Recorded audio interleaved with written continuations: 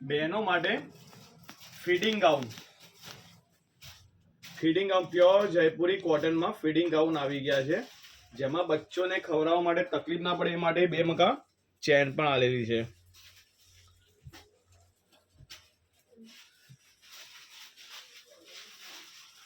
જેમાં અલગ અલગ કલરો જોવા તમને મળી જશે. જેમાં સાઈઝ રેશિયો છે L થી લઈને XXL સુધી, જેમાં તમે જોઈ શકો છો અલગ અલગ કલર જોવા મળી જશે માત્ર 500 રૂપિયામાં.